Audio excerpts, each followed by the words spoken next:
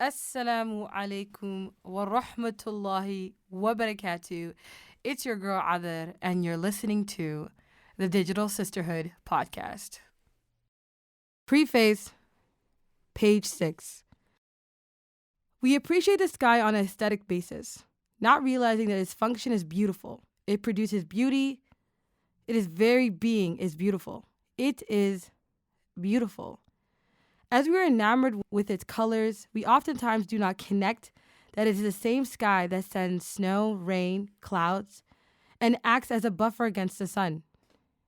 Many of us viscerally appreciate the sky and usually do not comprehend the substance of its work.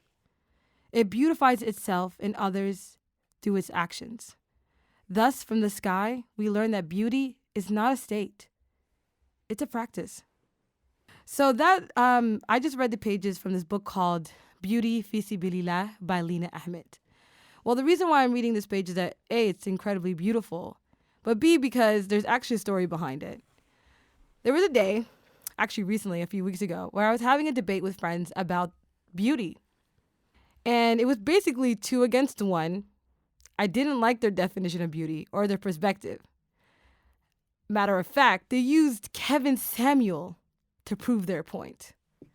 And at the time, I felt like I couldn't explain what it is I was trying to explain about beauty. I felt like I was mumbled, I felt like I was being overtaken, and their perspective took me back to a time where I had similar perspectives of external beauty. But now, with the veil, removed from my eyes, I no longer see beauty in that way. So I ended the conversation, stormed off, right? I went on Instagram. The first story I saw was a story of my friends on Instagram story. And she had posted 2 pages of a book. And I looked at it, I'm just reading, and it's talking about beauty. I was shocked. It was as if I was meant to see that story. And I quickly screenshotted it and I sent it to my friends. And I said, may Allah purify you with these words. Because those pages explained exactly what I wanted to say. And it said it so incredibly beautifully. The author's name is Lina Ahmed. The next thought I thought was, who is she? Lina Ahmed, well, she's a Somali Canadian who experienced more or less the same challenges, just like every other young Somali woman. I would say that I was always good at reading other people, but I felt like I was a mystery to myself. I couldn't understand why at sometimes I was like anxious, happy. I couldn't understand what things kind of angered me or the things I feared. So I didn't know why every time I was stressed or sad, I ate or I was afraid to be alone. And I always used entertainment, movies, like friends to distract myself. So, like, what was I running from? I never really looked deep into myself. So, growing up, I wasn't particularly practicing, but I had been praying since I was like 11 years old. My mother, she goes about like she's traveling throughout the Middle East, and she says to me and my brother that we're gonna move so that she can like kind of put some deen and dakan into us. So, just in case people are curious as to what Dakan Alice is, basically it's when you're being taken to return back to your roots.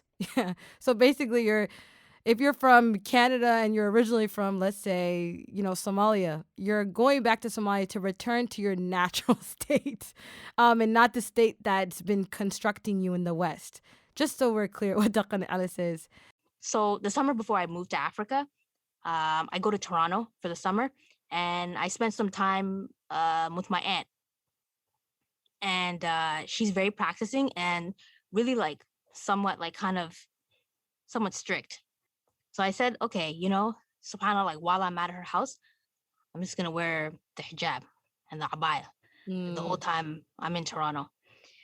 So I would wear it, and even though while I was in Toronto, I would still be like going to the malls and like going shopping and still buying like non-Islamic clothing.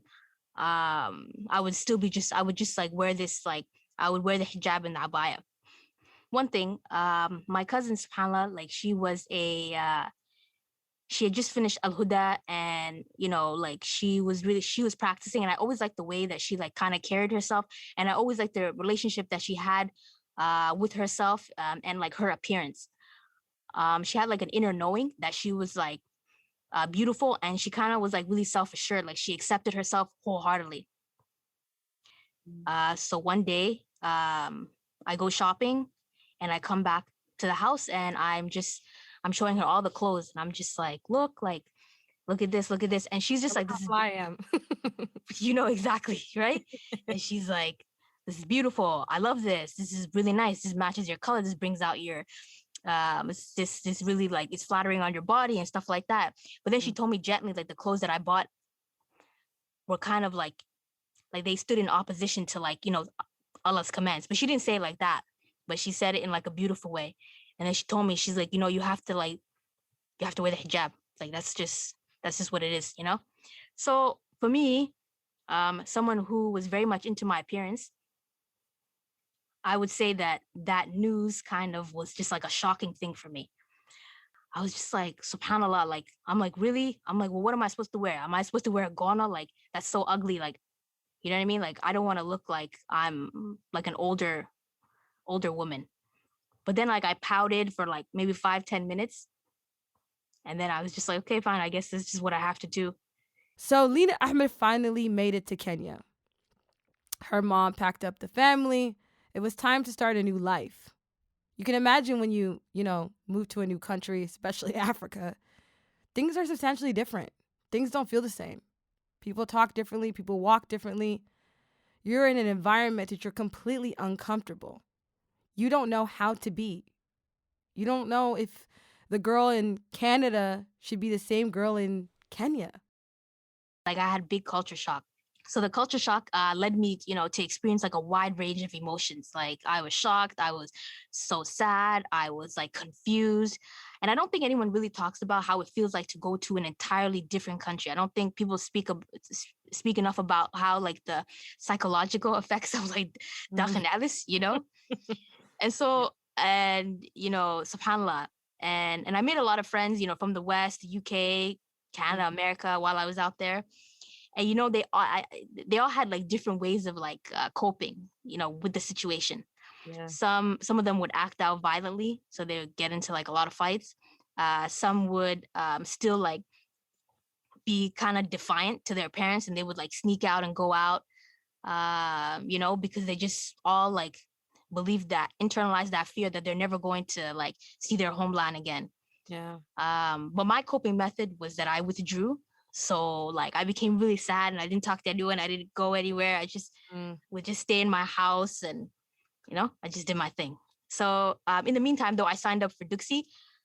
Yeah. Well, I didn't really sign up. It was mandatory. But it was we came here so you could set up a Duxie. There's nothing else that you're gonna do here in Africa, I didn't have no choice now, yeah. So it was there that I learned to like how to read, write, and memorize. So as I like kind of withdrew more, and I was kind of like, doing my own thing, being like sad, feeling sorry for myself. Basically being a sad girl in Kenya. Yeah. But learning the kalam of Allah at the same time. What is it called? Sad girl. No. So sad girl hours. But they call it sad girl, like, but yours is sad girl, like. Sad girl summer. Like, summer. Or sad girl year. Astaghfirullah. Wallahi, may Allah protect us from sad girl moments, sad girl anything. I mean.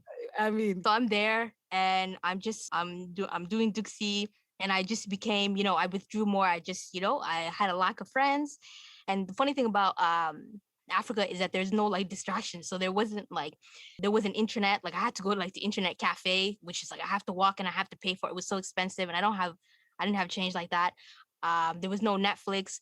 So I started to really kind of connect to Allah subhanahu wa ta'ala's book, because there was nothing else to like to kind of distract me from. So I would read the Quran, and alhamdulillah, I had the English translation of the Quran. And so I would read it just like hoping like for some relief, some like distraction. Prior to that, I never actually read the entire translation of the Quran cover to cover. And I thought I would like I thought I would like have to force myself to like it, force myself to like, mold myself to like make it applicable to like my situation, or be like, or maybe lie to myself and say like, yeah, it's making me happy and stuff like that. But when I read it, I was just like blown away. Like and I was even more blown away that like I didn't have to do that. Like, I read like surahs like, surah Tashara, like Luqman, and I was just like, and I was just finding like these lessons in there that I could apply to my situation, stuff that make what I was feeling like go away. Also, I would really love the footnotes. Those were like my favorite things of like, if you look at the bottom of the page, it always has these footnotes that are connected to like different ayats. And this was the first time I read hadith, bro. Like I was like, so it was like Allah subhanahu wa ta'ala was introducing himself to me, but also like his prophet. And so the Quran is not like a big book. So I would read the hadith, but I would like read maybe 2 or 3 a day. I wanted to like save it because I was like, I don't want to like go through it fast, because then what else am I not gonna like? I'm not gonna have anything else to Anything else? distract Yeah. myself. I also went to like an Islamic school at the time too, and the school was right beside like the most beautiful like mosque ever. So on my like breaks, or on like, 'cause we had like different periods where like I didn't have class, I would just like spend my time there. I would just like again feeling sorry for myself in my situation, and I would just sort of just stay there the whole time. And I made friends with like the library lady, and she always really like, I don't know, I remember she was very jovial, very like exuberant. She always like had like a smile on her face. And sometimes like when you're sad, you just get kind of irritated, like, are you happy every day? Like Every like every day, sis? Lina Ahmed met this librarian. She had this really joyous and vibrant personality. Although Lena was really sad and really wanted her to just be sad with her, because when you're sad, you just on that sad, girl hour. She was really impressed, and she was really impressed with the way the librarian was optimistic and the way that she kind of introduced Allah subhanahu wa ta'ala to her. And it kind of, made her question, like, what is it in this book, or what is it that that's getting you to feel, happy, or to feel, optimistic. And it's interesting, Lena recognized that in her actions. Her actions made her curious. She was always like just saying like how Allah's good, and Allah is, like just always saying like, like this, like subhanallah, like all these attributes of Allah, like really just introducing me to Allah through her, just like her personality and like her happiness. And I never like saw like that before. The way that I was introduced to Allah subhanahu wa ta'ala, like I think it's similar to a lot of situations and a lot of other people's like experiences, was just like it was just rules. Like I didn't know him, like I just knew like laws, like Laws, commandments, yeah, this or that, halal, haram, that's all. and not so much about the creator, Yeah. or even the why. I don't think people know the why either. Yeah, definitely. Like Yeah. I didn't know the names, attributes, like none of that. She was in charge of the library, and obviously she had like a lot of like Islamic books. So she lent me a book, and subhanallah, it was Hadith al-Qudsi. And the thing about Hadith al-Qudsi that I just love so much, and even in the Quran, like I would always pause when Allah subhanahu wa ta'ala says me, like I. And I just was like, oh, like me, I, like now there's like a point of reference. Like I have someone. It's not just like, when someone, I love this, I love that, like when people say like, well, like, well, Allah doesn't like this. Like there's no, there's no one in between someone who says me or I. So when Allah subhanahu wa ta'ala says, oh, son of Adam, spend and I shall spend on you. Or when he says, I am as my servant thing, like when he would say like me and I would always just be like, I felt like he was talking to me. I'm like, okay, this is Allah, and no one can speak for him, and no one can like twist his words, and like he's speaking to me, and I'm his slave, just like everyone else is his slave. Lena finally returned back home, but home didn't feel like home. Just as she felt different and uncomfortable in Kenya, coming back home felt just the same. So eventually I came back, and when I came back to Ottawa, like all my friends were shocked. I was really different, like physically, like I was different. I had lost a bunch of weight.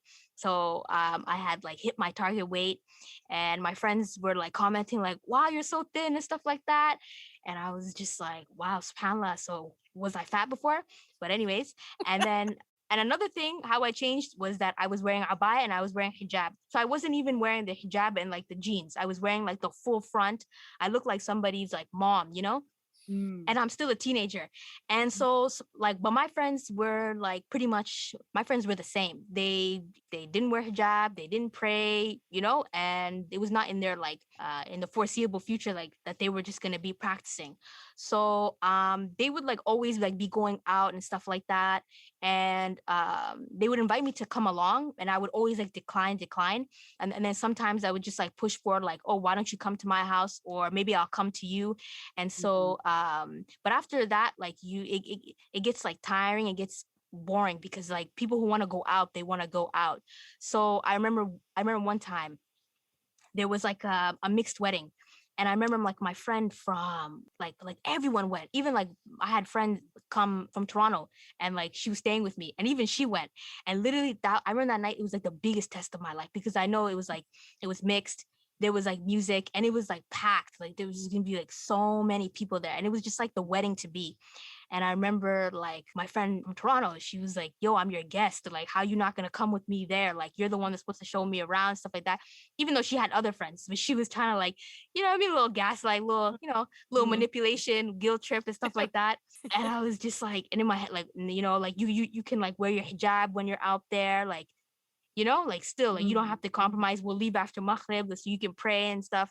And so I just kind of was like, you know what, like I have to choose like a life, bro. Like I can't, you know what I mean? Like this is just getting, it's just like my friends want me to come like they want me to change myself. They want me to just become them, adopt their lifestyle like 100%, you know? And they do not want to meet me halfway.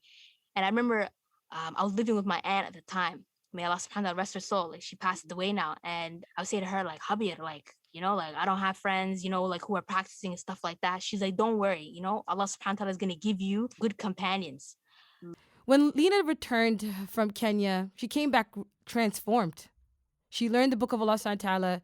She let it, cultivate her. She came with this new eyesight. But her friends remained the same. So she went to go pursue out people who, were Muslim, people who practiced their religion. She went to the masjid. Although she went to the masjid and she thought she would find Muslims that were, really practicing their faith, really, being transformed. Instead, she found Muslims that were just Muslims on the surface. So I'm there and I'm trying to make friends. I'm trying to fit in, trying to find my own tribe, trying to find my own community, trying to like not be like isolated. But as I'm there and I'm, you know, putting myself in the Islamic community, I'm noticing like different things and I'm noticing like discrepancies and just like small things that I'm noticing. For one, I thought that a lot of the girls that were in the Islamic classes or that attended like, duksis or these like halakas, they were there because they wanted to be there and they were not there because they were forced to be there, right? I thought that every girl was wearing hijab because she arrived at it through her own volition, through her own will, through her own desire to seek nearness to Allah. I didn't think that they were like forced, but a lot of like girls that would, they would tell me like, actually, I'm just doing this for my mom and I don't even know why, like I'm wearing the hijab, and they would take off the hijab at school or like at weddings and things of that nature. I used to like ask myself, I said, well, how come their mothers didn't teach them about like the beauty and like the honor of like the hijab, And why do they want to be like accepted so bad that they like show their like hair and things of that nature? So I thought that I'm just like, like surely there's something in Islam that talks about like self-esteem. I remember this particular time I was in Duxi and, this is actually in Africa and I was writing a surah and the ma'alim like stopped me and said like, if you make one more mistake in Somali, he said that, I'm going to hit your fingers. And I was like, yo, this guy is like from, like Medina, he's a Medina taught like student, like he went to like. He went far and wide to study, to learn the book of Allah, to learn the religion. The best of the best in terms of like Islamic education. And I was like, why is he acting like that if he knows so much? Like, why would he hit a girl? Like, why would he hit like a little girl, right? And so I would see violence in like I would see violence in Duxie, and I would see violence at home. I would see people like fighting for like influence, like in the mosque, and influence for like, Mm-hmm. like prominence and stuff like that. Like I remember one time, like a girl said about another girl, like, oh, that girl, like she's arrogant. I'm like, but she wears jilbab. So I didn't like see like I didn't think that stuff like arrogance or like pride or like greed could ever like were ever adjective. Mm-hmm. So when I see like a person, I just see like, okay, like subhanallah, like this person is in the deen. I'm like, so they don't have like negative like qualities. Like they only have like maybe like a few deficiencies, but like stuff like everything they do is only going to be for the sake of ilahi. Like this is not going to be to like increase like prestige. It's not going to be to like um uh Mm-hmm. like for any like worldly issues. Yeah, the people were truthful, right? And they were honest and they were upright and they were at least on the pursuit of doing it the right way, right?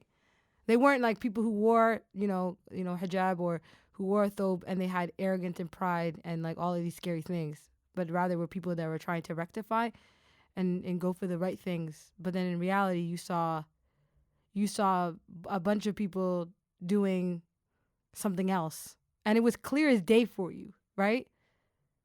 I remember one time, like, like a practicing girl, but she was using skin lightening. And I just remember even going inside the mosque and seeing like inside the stores, what are they selling? They're Yeah, selling incense, they're selling unsis, they're yeah. selling dirats and stuff like they're selling Mhm. like all these like books, hadith stuff like that, but they And have they're all next to each other, right? and they have Diana. Yeah, Yeah. you know? And I'm just like I just felt like so shocked that like these kind of like perversions kind of like Been Muslimin normalized. that were in the mosque, that Yeah. grew up in the mosque, like they harbored such things. I thought that that was something that you just like Doing your regular people, like jahil people like me, yeah, like people who had. didn't know Allah. Yeah. You know People what I who mean? didn't know Allah. Yeah. Like I didn't think that like you went through that, like like other people, or I saw like stuff like hair relaxers and things of that nature. Like I didn't think that people like like people who were like dignified, who with knowledge had these things in like their hearts. Mhm. So subhanallah, like even like I would attend like different halaqats and I would like see. I would just always get like disappointed when I would see like women like raising their hands and asking the ustada like, okay, tell me about this, like tell me like what am I supposed to do in this situation and what am I supposed to do with that situation. They would always ask about things like peer pressure, beauty, identity, and I remember just never being like satisfied with the answers given, you know. Mhm. You're like, there has to be more. There's more to this. There's more context. It's just not just that. So I think that all those experiences of what I saw, I just was kind of left like disillusioned. I'm like, is this is this Islam? Is Islam is like you pray, you wear the hijab, that you go, like you memorize the Quran. Like is it not something that like helps like your mind? Is it not something that you can like think differently, that you can behave differently, that you can like begin Mhm. to like view like yourself, your skin color, and other people in like a different way? Like is it Mhm. something that we just still like, in the case of the ma'alin, like using violence as a pedagogical tool to teach kids, and just hiding behind the religious guise, right? But Mhm. you are still like abusive, like. So I just was kind of, I had all these questions within myself, and I'm just like, this is how people use Islam, this is how people like enact Islam. So I just, all these questions were just kind of like leading me to explore, well, what is the utility of Islam? How do people embody beauty? How do people embody like self-esteem? Like and how do you give that to other people? How do you give that to yourself? So I'm going through all these like different experiences, and I'm just seeing no one talking about or giving like satisfying answers. They would give like answers like, just be confident, just say no. Just be you. Yeah, just be you. Pause. I know. The story is getting so good. But wait, I have a message for you that you're going to want to hear, okay? Have you been looking for an opportunity to reconnect your faith by building a relationship with the Quran? Or even learning Quranic Arabic? Or even getting your questions answered about different rulings. Well, let me tell you, the Ribat Academic Institute is an online program that provides traditional Islamic education for women by women. Yes, you heard me right. Islamic education for women by women. Yes, all the courses are taught by female scholars. Allah Mubarak. You have a choice from over 50 courses ranging from Sirah to Tajweed to Fiqh and Hadith. You can even take in classes like the 99 Names of Allah or Purifying the Heart or the reflections from the Quran and the lessons from the life of the Prophet Sallallahu Alaihi Wasallam, as well as a mentorship matters program on how to guide and support and help others.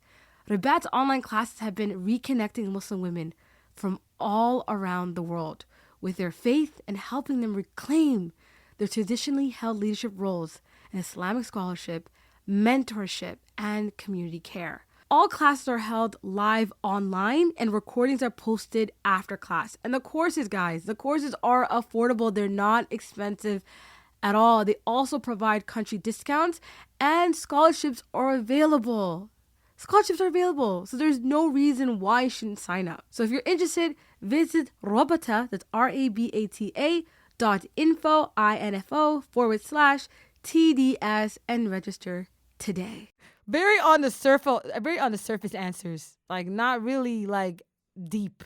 And just saying that, like, and you're left feeling a little bit kind of like, okay, but like how do I say no? And how, like, I just felt like the people who were like more grounded in knowledge and more like kind of from what I saw, like more on like like Allah did them a favor by making like certain sins easy for them to abstain from. I just felt that they lacked, they did not use empathy to put themselves in the shoes of, like, a person who's much younger than them and whose life and whose validation comes from like peers, right? And they didn't really see the world through their eyes so that they could give kind of really constructive solutions that kind of speak to their realities, and more so they weren't really like demonstrations of making Islam like appealing, to like the youth. Like, it's appealing to a person who has cultivated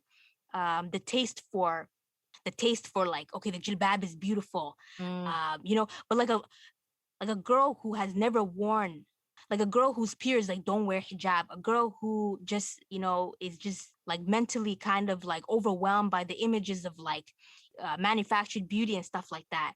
You can't tell her to just say no, sister.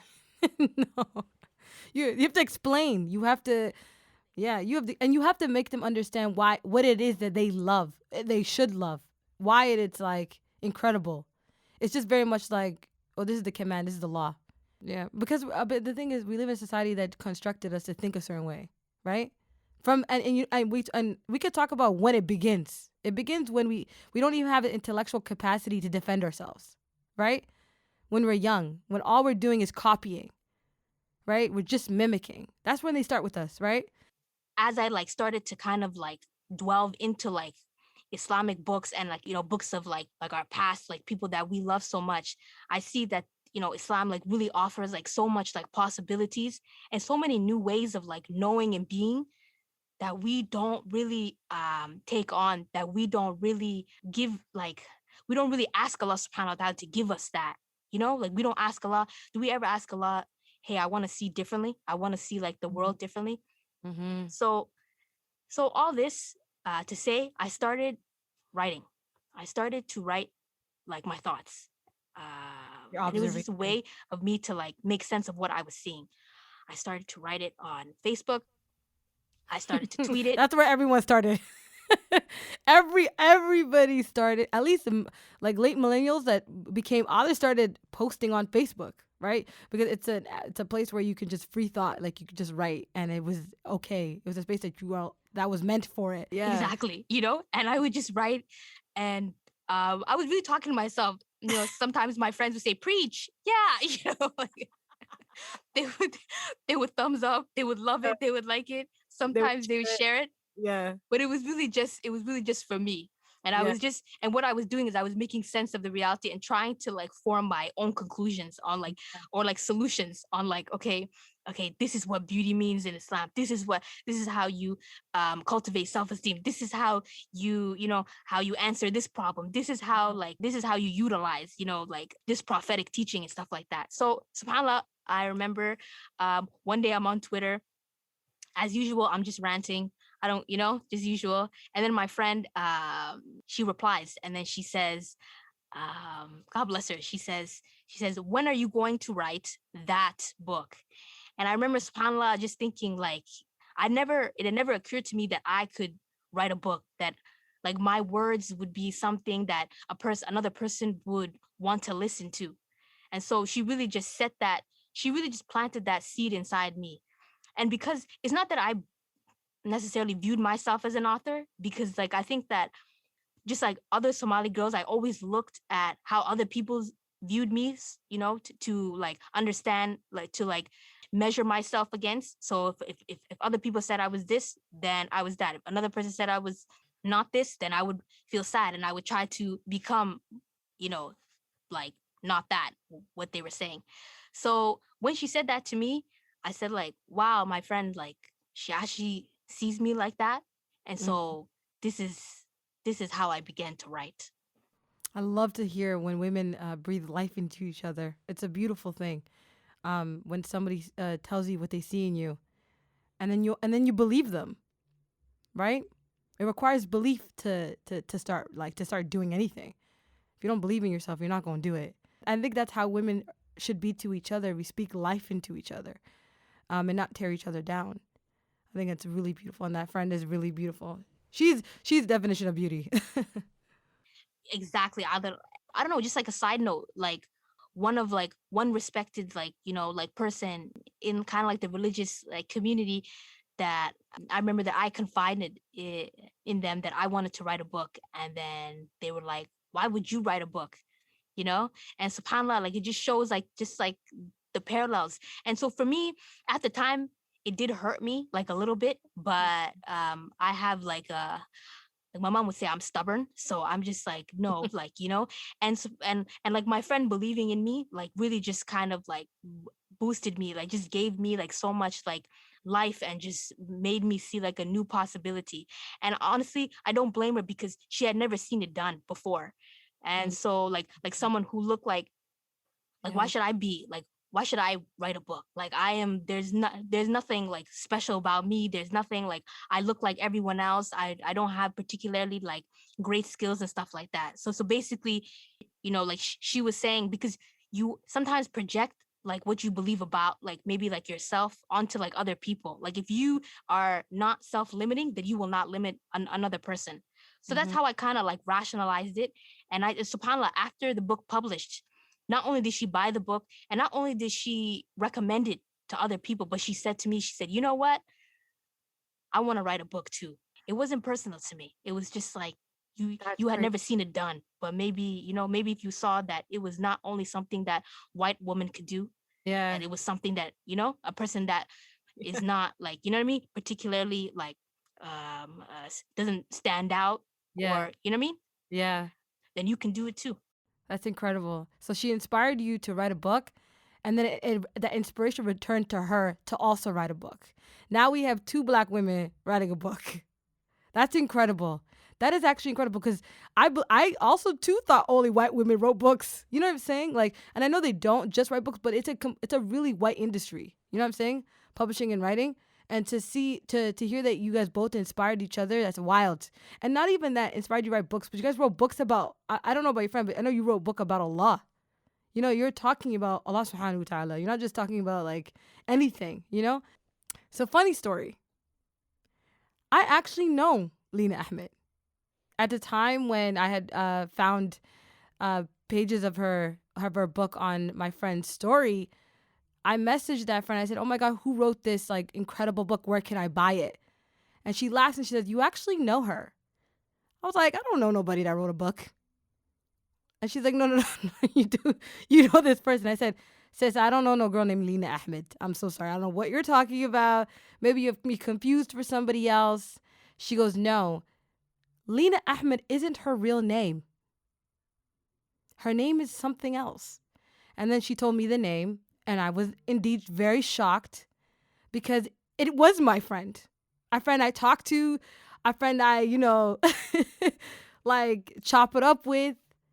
I was shocked that I had a friend who wrote an incredible book about beauty, self-love, Allah, in a way that I had, like, I'm very good at explaining things, but the way that she explained the things that I was having a hard time explaining to my friends just blew me away.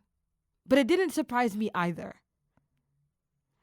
And this is the funny thing, Lina, is that, and I'm not gonna say your real name, but the night that I asked you, I didn't want it. I wanted you to tell me that you wrote this book. Remember, because I didn't know if it was a secret. I didn't know, like, if I was just so shocked that you wrote a book, and you barely told anybody, right?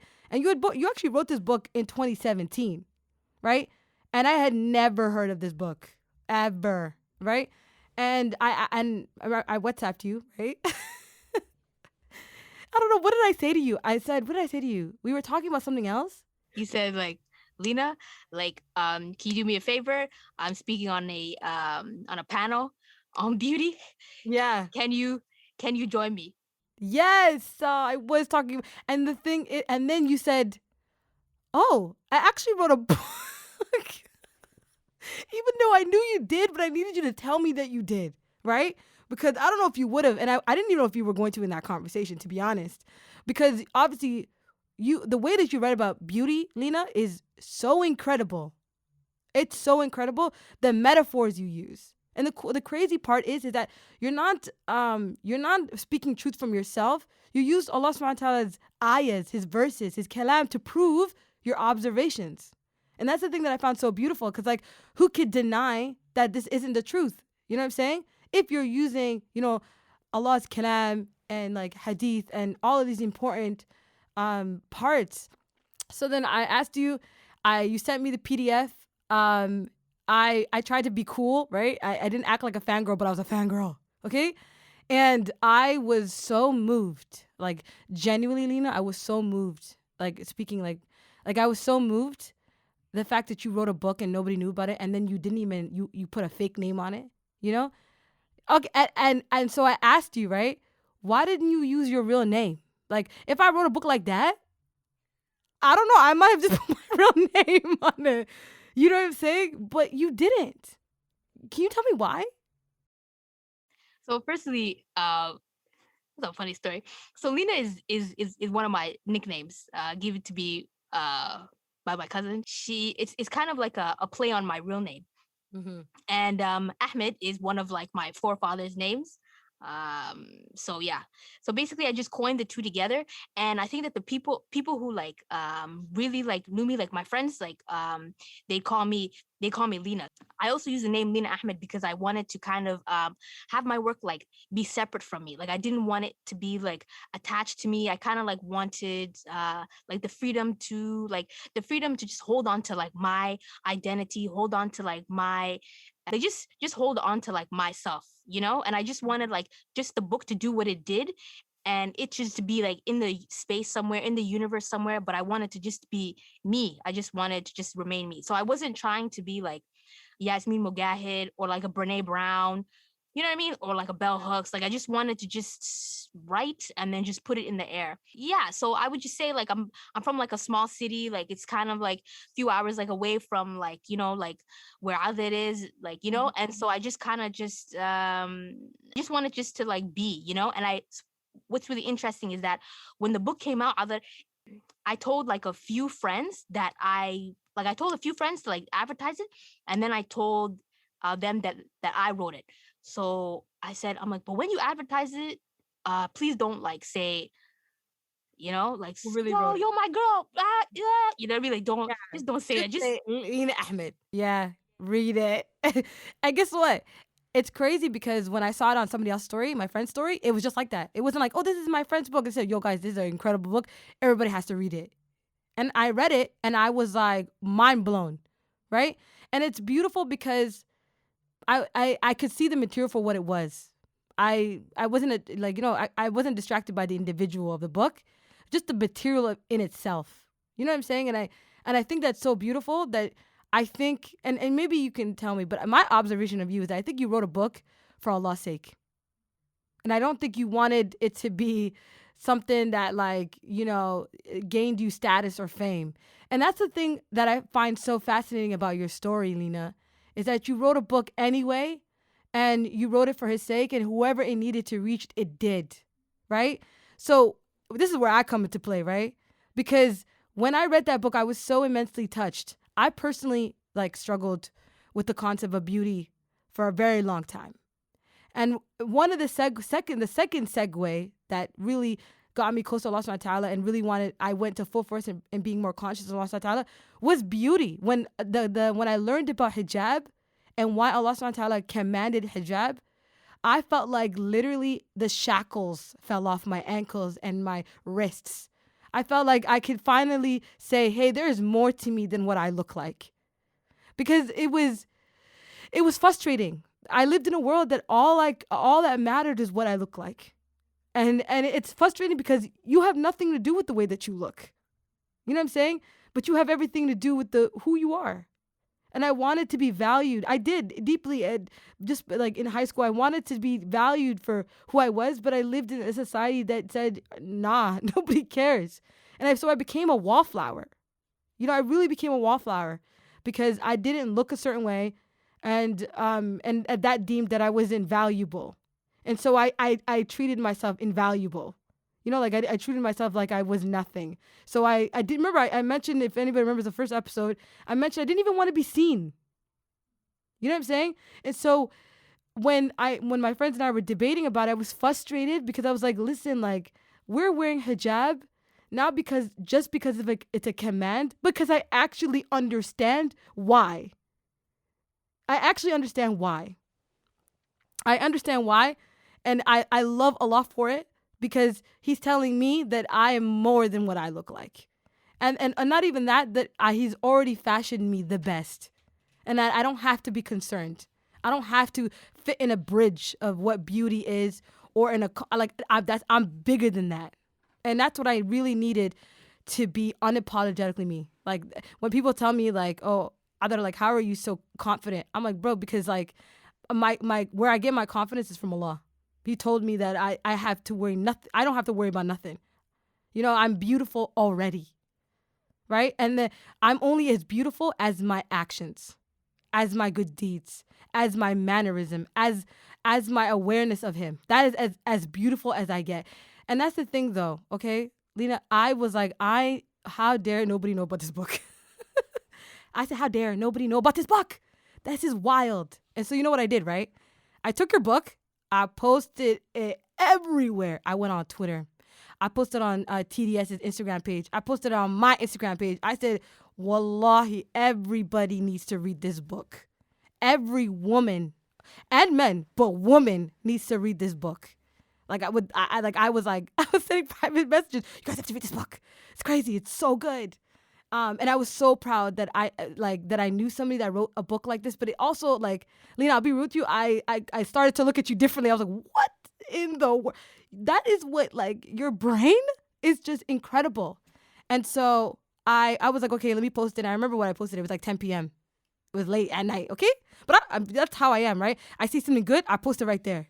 Right? I'm not theatrical like that. I am theatrical, but I'm not a planned theatric. I just do it. I said, okay, inshallah, I'm going to buy her book in the morning, but let me post it to everybody to, let's do this. Because this book needs to be sold off the shelves right now. So I went to bed. And I didn't tell you, right? I didn't tell you that I was doing it. I just went to bed. I woke up at 10 in the morning and I got so many messages. Yo, sis, where's the book? I'm like, what do you mean, where's the book? It's sold out. I said, how's it sold out? I said, how is the book sold out? People are sending messages. Adar, where's the book? People in Australia, Adar, where's the book? The book's sold out. What the heck? People are telling me, what kind of community do you have? The book is gone. I remember I had people looking for it in eBay. You know, like they were like, oh, there's like 2 books left in Australia in eBay. Like it was madness. And I was like, oh my God. And I was sitting on my bed and I was like, I didn't even buy the book. I didn't even get the opportunity to buy the book. I didn't know that it would just, people would like be like, oh, I'm okay, done. No, this is Bible. Let me buy it. But wallahi, they bought the book because that's what Allah wanted. You know what I'm saying? And I really believe this, and this is just my observation. I believe when you do anything for Allah's sake sincerely, it reaches who it needs to reach. Even if I was a means, right? Like I had people who had thousands of followers saying, sister, where can I get this book? I said, it's sold out. And I messaged you and I showed you what happened. So tell me. I thought it was sending me screenshots because I wasn't on social media at that time. I thought it was sending me screenshots because I'm seeing like from like the distributor side that it's just like gone. It's 0-0. Like literally, like Amazon was saying like, we don't know when or if we will ever get this book back in stock. Like literally. So I'm like, and then you just send me and I'm just like, subhanallah. I had people sending me, like people were like sending me screenshots of their purchases. You know, like people were like, they had this like this desire to download your book. And when they did, and when people did read your book, they said they felt transformed. And like, that's how beautiful your observations and your writing is, Lina. Like, honestly, that is how powerful it is. Like, I read it saying, and this is a personal thing. I was in a little bit of a decision place right now of whether I'm going to wear a niqab or not. After reading your book, I've decided with conviction that I'm going to wear a niqab. With conviction. When I read your material, I said, I'm not worried. Because the kind of beauty I'm chasing is the one that transcends past even after I pass. That's the one I'm in pursuit of. That's the one that you were talking about in your book. And that's the one you were calling towards. And I was like, damn. I said, how can anybody read this book and then say, I'm still like on the rockers? You know what I mean? Like, I don't mean to break your back, sis, but this book is actually the most beautiful book I've ever come across. And may Allah make it on your scale, Lina. May Allah make it a heavy weight on your mizan. And I know it will be. And I know that all the listeners that are listening are probably so eager to download your book. Because now, by your permission, your book is going to be available for download on Digital Sisterhood's website. And that's on what? Rabbil Alameen. So everyone can get the book now, and everyone can see what exactly it is I'm talking about. And I know, and the good thing is that, alhamdulillah, your identity is covered, and nobody knows who you really are, but they can appreciate your work regardless. And I hope Allah accepts that, this incredible good deed that you did, and this incredible selfless act that you did. That reminds me of scholars before, really. Scholars who used to write books and books in seclusion, and they didn't care where it would go. They just said, I'm doing this for Allah's sake, who it lands, and it lands. And now we read their books. There are points of reference. And I know it's not just because the material is just good, it's because of their intention when they were writing this book. And I hope that you inspire other people, inshallah. So Lina didn't just stop there, you guys. There's another book on the horizon. It's called The Custodians of the Dunya. It'll also be live on our website at digitalsisterhood.com. So www.digitalsisterhood.com. You can find both Lina Ahmed's books. And I promise you, and alhamdulillah, we're selling it for really cheap. You know what I mean? Alhamdulillah, Lina is so humble and it's giving us kind of a really, really nice discount. Because I guess for her, it's about the message and not so much about the monetary. And that's exactly why she and I vibe. So you can go ahead, go to our website, download it. And I promise you, if you don't leave changed, holla back. Also, I'd like to, I had so many messages from last episode, so many conversations I wish everyone saw. So if you're listening to this podcast and you're really enjoying it and you have thoughts, you have opinions you want to share, hashtag TDS Hive. Hashtag TDSHIVE. Let us know what you think. Let us all know what you think. After all, we are the Digital Sisterhood. Lina, thank you. Thank you so much for writing this book, for being who you are, and for teaching us something about beauty that is going to last, at least with me. I'm forever transformed. The true slave is the one who is honest with herself and unpacks the true intentions behind her actions. She tries to single her intention only to please Allah, not to assuage negative feelings or to achieve a worldly objective. The true slave submits her emotions, fears, dreams, and aspirations for the sake of Allah, and whatever she gets from the dunya is extra. Be sincere. Allah only accepts efforts that are genuinely done for His sake. Sometimes we chase after people because we consider them to be attractive or sophisticated, so we behave exceptionally with them. We shower them with gifts, keep their secrets, and we are always more than willing to do favors to win their love. But sometimes we find that these people may show more affection to others, even though they don't do as much for them. Therefore, we spent money and time, but our efforts did not bear us the fruits that we wanted. But the one who chases Allah, she's not restless, rather, she is relaxed. Freedom from jealousy and neediness is one of the many fruits of seeking honor through Allah. There is nothing more beautiful than a person who is self assured and is not competitive over the worldly resources. If a person is blessed in this way, jealousy will not be an issue, and if jealousy is not an issue, neither will backbiting, gossiping, and spying. True wealth is in the heart, and a peaceful heart is one that Allah has saved from greed, clinginess, low self esteem, grudges, and jealousy. Obedience to Allah gives us honor, even if we don't have pretty friends, wealth, a doting husband, or obedient kids. Allah gives it to whom He chooses. The key to gain this honor is sincerity. Only the sincere will enjoy this true bliss. So that was an excerpt from the book, Lina's book, The Custodians of the Dunya. You can find it now on Digital Sisterhood's website at www.thedigitalsisterhood.com. It is live. It is ready. Check it out. This episode is brought to you by Beautiful Light Studios. I'd like to thank our producer, Muna Sheikh Umar. I also like to give a shout out to our sponsors. I want to give a shout out to a particular sponsor that sponsored this episode. Her name is Halima Gale. Jazakallah khair. May Allah make this a heavy weight on your mizan, on your scale of good deeds. And we'll see you guys next Friday at noon. You already know. I'm in your ear, in your speakers, sharing a good story.